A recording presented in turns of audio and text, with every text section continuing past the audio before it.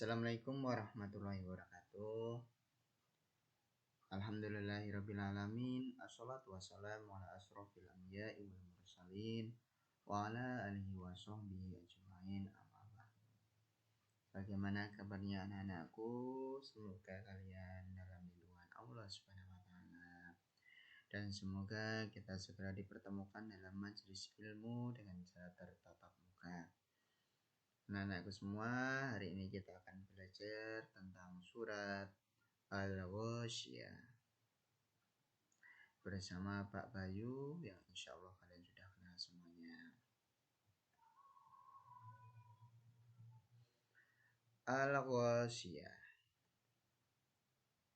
Surat ini terdiri dari 26 ayat, termasuk surat Makkiyah dan diturunkan sesudah surat Az-Zariyat. Nama Al-Ghasyiyah diambil dari Al-Ghasyiyah yang terdapat pada ayat pertama surat ini.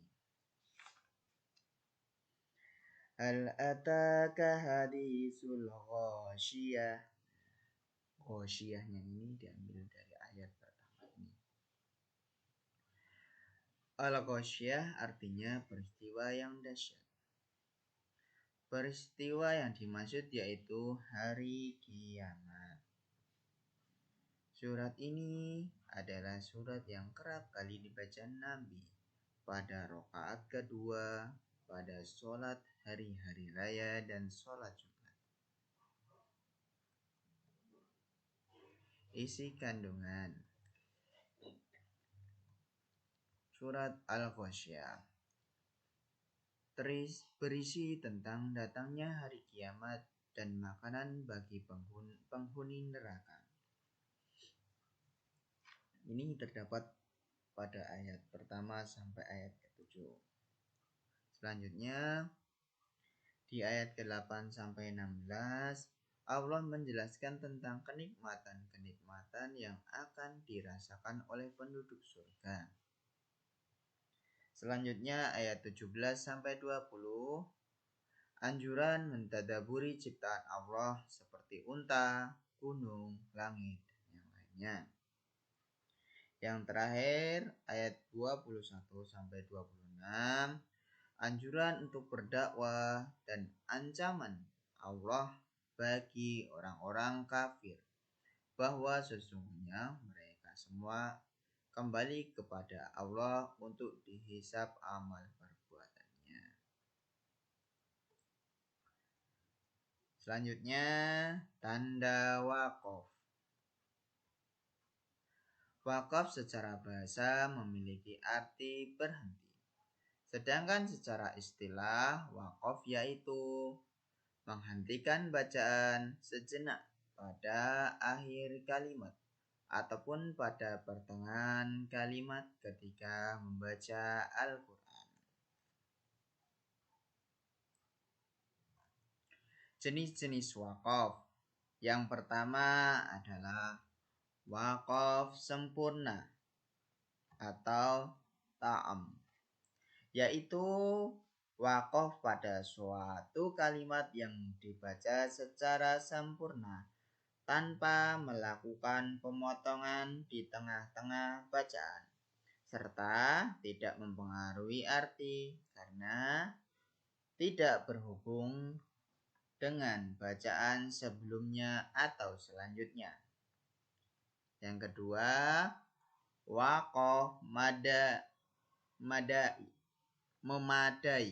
Waqaf memadai atau qaf, yaitu waqaf pada suatu kalimat yang dibaca secara sempurna tanpa melakukan suatu pemotongan kalimat di tengah-tengah, namun masih berhubungan arti dengan kalimat sebelum ataupun sesudahnya.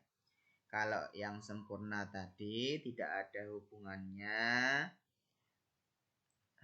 bacaan sebelum dan sesudahnya. Kalau yang waqaf memadai masih ada hubungannya. Yang ketiga, waqaf baik atau hasan, yaitu mewakafkan suatu kalimat yang tidak mempengaruhi arti namun kalimat tersebut masih berhubung dengan kalimat sesudahnya. Kalau yang atas tadi bisa sebelum atau sesudah. Kalau ini kalimat sesudahnya ya. Bedanya seperti itu. Dan yang terakhir adalah waqaf buruk atau qabih, yaitu mewakafkan di tengah kalimat dengan membaca tidak sempurna sehingga mempengaruhi makna yang berkaitan dengan kalimat yang lainnya. Wakaf ini harus dihindari. Jadi wakaf buruk ini berhenti di tengah-tengah, padahal itu kalau dilihat dari artinya itu belum harusnya berhenti. Jadi bacaannya tidak sempurna. Selanjutnya, macam-macam tanda wakaf. Nah, ini tanda-tanda wakaf dalam Al-Quran yaitu yang pertama mim, wakaf laim namanya, bentuknya mim. Diharuskan untuk berhenti termasuk ke dalam wakaf yang sempurna. Nah, kalau kalian lihat tanda mim harus berhenti. Yang kedua, to atau wakaf mutlak. Diutamakan untuk berhenti pada wakaf tersebut. Kalau yang mim itu berhenti, kalau yang to itu diutamakan untuk berhenti. Nah, yang jim sekarang. Waqaf jais. Boleh berhenti atau meneruskan bacaan. Nah, ini tergantung kekuatan kalian dalam membacanya. Kadang nafas seseorang itu berbeda-beda. Kalau kalian lihat waqaf jais, ini kalian boleh berhenti atau meneruskan bacaannya.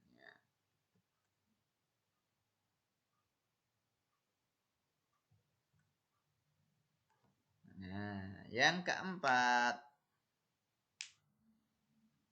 sod dan lam, waqaf waslu ula. Lebih baik untuk dilanjutkan ke bacaan selanjutnya. Nah, yang kelima, lam alif, waqaf la waqaf. Dilarang untuk berhenti kecuali pada akhir kalimat atau ayat. Disunahkan untuk berhenti.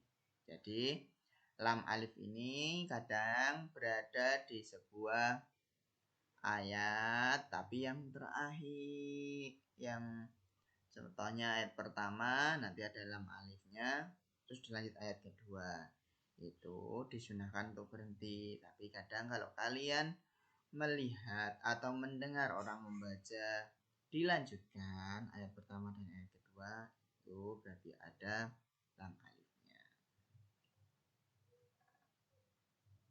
Qaf dan lam, waqaf waflu ula, waqaf waflu ula. Lebih baik untuk berhenti pada waqaf tersebut. Nah, kalau lihat kayak gini lebih baik berhenti. Short, waqaf murakas. Nah, diperbolehkan untuk berhenti karena tidak kuat nafasnya atau ayatnya panjang, namun lebih baik untuk dilanjutkan. Qaf, waqaf, qabih, untuk diutamakan dilanjutkan pada ayat yang terdapat waqaf ini. Saktah, waqaf saktah.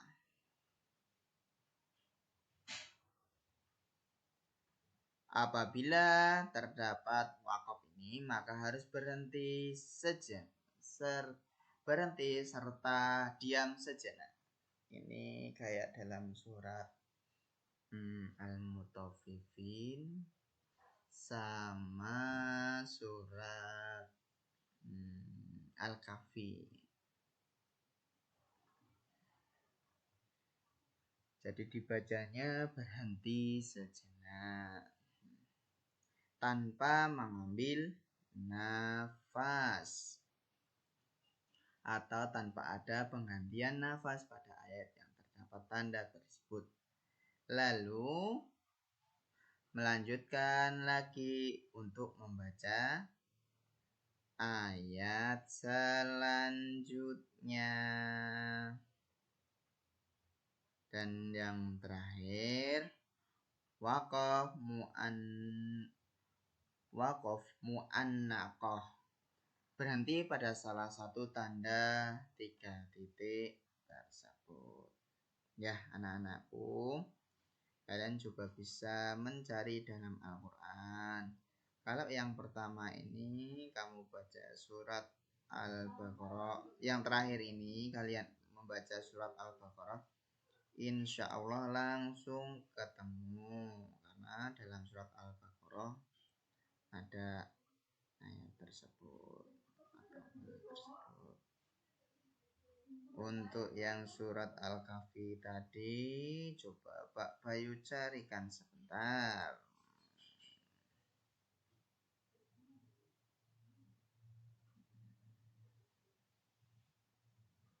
Surat Al-Kahfi.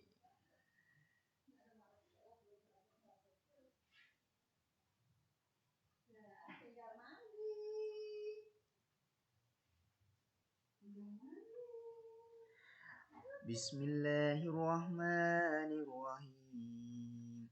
Alhamdulillahilladzi anzala ala 'abdihil kitaba wa lam yaj'al lahu 'iwaja